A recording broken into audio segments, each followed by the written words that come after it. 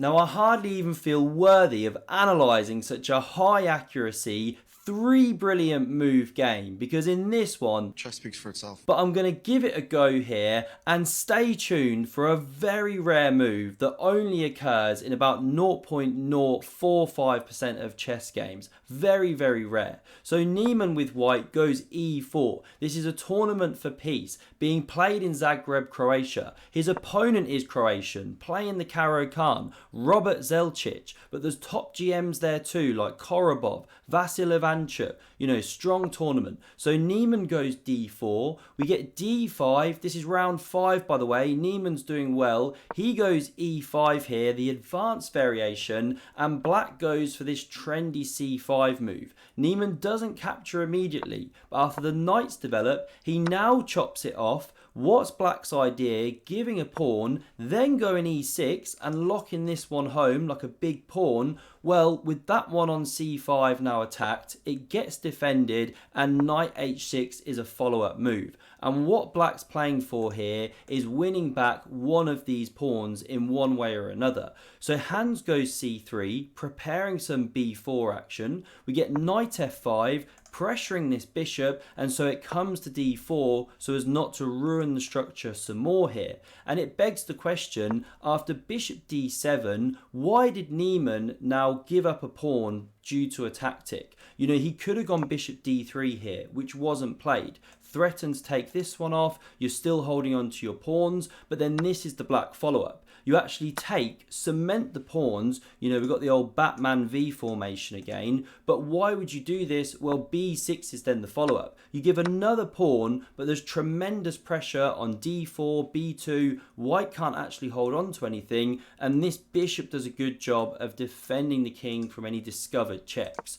So that one wasn't played. Niemann goes bishop b5, not bishop d3, walking into this tactic, giving back a pawn, if captures here with check, then the knight recaptures, and so Niemann goes for this one. He picks up that knight, allowing black to keep the bishop pair and slice down to his king. What's that all about? Well, a4 is coming. This is the idea. And if you try and keep the bishop on this dangerous diagonal, then you're running into b4. Now you have to give the bishop room or it's getting trapped, and this is quite cool because b5 is not the move. Black actually takes here. a5 is the move, and queen a4 check is coming. This knight's a big problem. Black's got issues. So we don't see that. We see bishop d7. It leaves the diagonal. a5 now from Hans. He wants to run that all the way down. So a6 puts a lid on it. Now we get castles. Bishop e7 played. And now Hans decides, okay, this is the time to snap off the bishop. Black could have saved it a move earlier. But knight takes. The queen deletes the knight. Now we get b4, setting up this rock solid chain over here. Lovely pawns. Castles is played, knight d2 developing, and this is a nice maneuver from black.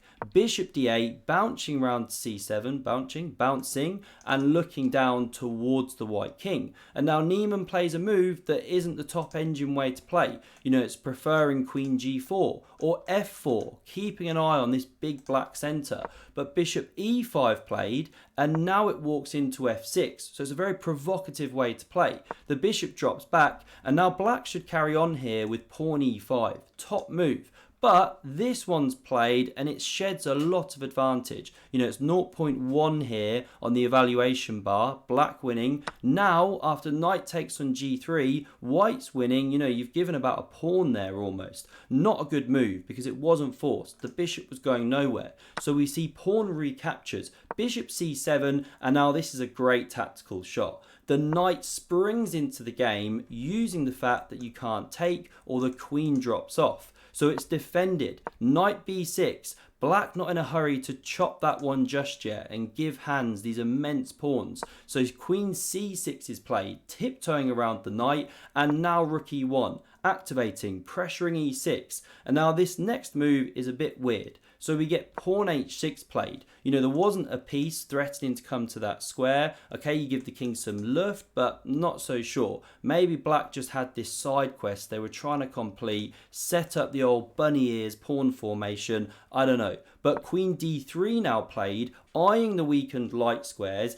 e5, very natural, taking central space, although this one is now going to be a target. Rook d1, challenging that pawn. Hans goes with this rook. I mean, it was kind of biting on granite. And now, with all that pressure on d5, black chops off the knight. A forced move due to this pressure. We see pawn recaptures. Rook d7, queen f5, rook e8, getting a bit spooked about this weak square. And now after rook d2, here black moves the rook to the d file. Last move, clearly a mouse slip. Just joking, this is an over the board, classical game. And now what would Wesley So do here? Or Fabiano Caruana? Or draw Nishgiri? Probably they'd bring this rook, pressure the centre, do a bit of king safety, but not Hans Niemann. He throws the f-pawn, Vamos taking the fight to black here, not worried about king safety, and there's something kind of Fischer-esque about launching the f-pawn. I've always thought that, don't know why. So e4 now played, keeping the centre shut. And that's now a passed pawn, which is protected. But it gave up the d4 square, which Hans takes advantage of. We now get king f7, potentially ideas of g6, kicking back that queen. But now we get check. This pawn annoying, you know, the one you pushed earlier. So the king drops back. And now here, Hans takes the fight. He goes g4. Look at this. Bring the boys. The debt collectors banging their way down the board, looking to kick down the door. We get queen e6, looking to do some defense. Now rook a d1. e3 going for counterplay, but this is classy from Hans. He doesn't plow on with the attack. He switches into Magnus mode with queen f5, offering an endgame which black can't go into because of too many pawn weaknesses. So queen e7 played, the queen trade is declined. Now we get rook e1 coming in front of that dangerous pawn, potentially going to pick it up. And so a5 now played from black. Where did that come from? You know, black's in both sides of the board, but this is nice. If you capture, the queen dives in here. So pawn g5 now played. Gary the debt collector looking to hammer down that door, and black makes a mistake. You have to take this pawn. Top engine move by miles. You just can't let your king get peeled open. But pawn takes on b4 was played. Look at the evaluation bar. Hans can start ripping open the king. Now again, you just have to take that pawn, but pawn takes on c3 played. The computer hates it. +4, because pawn h7 comes. You're a step away from making a baby girl. So king f7 forced. Open the rook to defend the square, but now check. Pawn g6, and this is the first of the brilliant moves. A move that happens in only 0.045% of chess games is the rough kind of research I've done. So the move played is knight h7, not knight h7, knight h8. Pawn promotes and gives the check. This is awesome. Obviously, if you take, well, you can do that, but you're an exchange down. So, not even an exchange down, sorry. You'd be an entire rook down. So we see king g7 played. The knight retreats, picking up the pawn, hitting the queen. And if you go to f7 or something, well, f5 comes, cementing the knight. The rook swings to h4. So queen takes here was played, looking for counterplay. The rook undefended, and Hans now uncorks the second of the 3 brilliant moves. He doesn't touch that rook. He retreats the knight, leaving it on prise, but it's completely immune. You're walking into this check, and your queen drops off the board. So coming back here, the rook not touched. We see king g8 stepping away from the check ideas. But now knight f5 comes anyway. Look at this monster attack. White an entire knight up, but the pawn is dangerous, and it's now pushed. One step away from promotion. Black wants to make a knight. No, I'm joking. They'd make a queen, I'm sure.